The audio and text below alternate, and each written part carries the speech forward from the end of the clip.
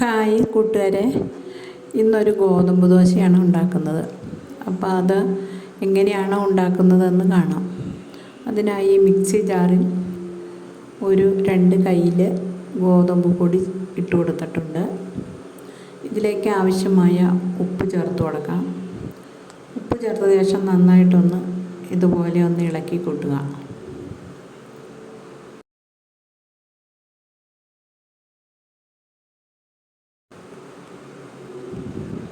ഒന്ന് ഇളക്കി കൂട്ടിയ ശേഷം ഒരു മുട്ട ഉടച്ചൊഴിക്കുക.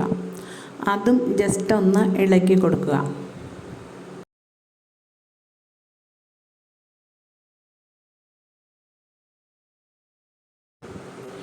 ഇളക്കി കൊടുത്ത ശേഷം കുറച്ച് പച്ചവെള്ളം ഒഴിച്ചു കൊടുക്കുക. ഒഴിച്ചു കൊടുത്ത് നന്നായിട്ട് ഇളക്കിയെടുക്കുക. ദോശയുടെ പരുവത്തിന് ആവശ്യമായുള്ള വെള്ളം ചേർത്ത് നന്നായിട്ടൊന്ന് ഇതുപോലെ ഒന്ന് ഇളക്കി കൊടുക്കുക.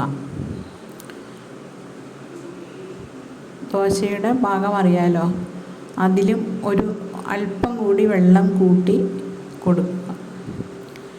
ഈ ജാറിലിട്ട് തന്നെ ഒന്ന് അടിച്ചെടുക്കുക.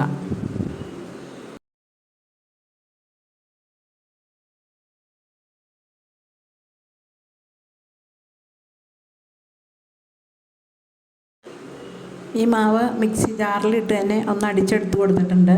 ഇതിലേക്ക് വളരെ ചെറുതായി അരിഞ്ഞ ഒരു പച്ചമുളക് അരിഞ്ഞത്, അതുപോലെ തന്നെ ക്യാരറ്റ് വളരെ ചെറുതായ ഗ്രേറ്റ് ചെയ്തെടുത്തത്, സവാള വളരെ ചെറുതായിട്ട് ഗ്രേറ്റ് ചെയ്തെടുത്തത്. പക്ഷേ വീഡിയോ ഓൺ ചെയ്യാൻ മറന്നുപോയി. മറവി അല്പം കൂടുതലാണ്. അത് കാരണം അത് സവാള ചേർത്തത് ഇതിനകത്ത് കണ്ടിട്ടില്ല. അപ്പം ഒരു സവാള വളരെ ചെറുതായിട്ട് ഗ്രേറ്റ് ചെയ്തെടുത്തതാണ്. ഇതിലേക്ക് ഒരു 2-3 കറിവേപ്പില ചെറുതായിട്ട് വളരെ കുരുകുരാന്ന് അരിഞ്ഞ് ചേർത്തിട്ടുണ്ട്. അതിനുശേഷം കുറച്ച് മുരിങ്ങയില കൂടി ഇതിനകത്ത് ചേർത്തിട്ടുണ്ട്. ഇതെല്ലാം കൂടി ഒന്ന് കൂട്ടി മിക്സ് ചെയ്തെടുക്കുക. മിക്സ് ചെയ്ത് എടുത്തിട്ട് ഒരു അരമണിക്കൂർ റെസ്റ്റ് ചെയ്യാൻ വയ്ക്കുക.